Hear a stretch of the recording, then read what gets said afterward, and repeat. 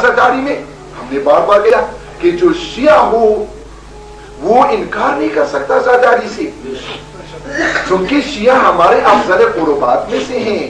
ہم اگر زندہ ہیں یہ عزاداری کی برکت سے زندہ ہیں. ہم سب کچھ دے سکتے ہیں مگر عزاداری کو نہیں دے سکتے.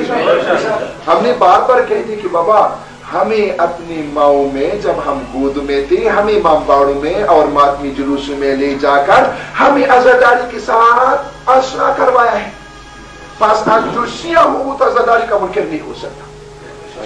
اسی طرح اگر یا علی مدد کا مسئلہ ہے وہ بھی ہم نے بار بار کہہ دیا کہ بابا یا علی مدد، ہم کہتے ہیں کہ کائنات میں محمد و علی محمد علیہ السلام سے بالاتر کوئی نہیں ہے. خود خداوند متعال وابتغوا الیہ الوسیلہ.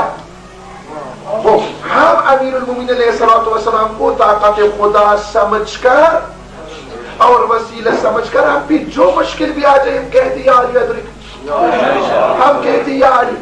پس یا علی یہ شیعوں کا شعار ہے، یہ شیعوں کی نشانی ہے.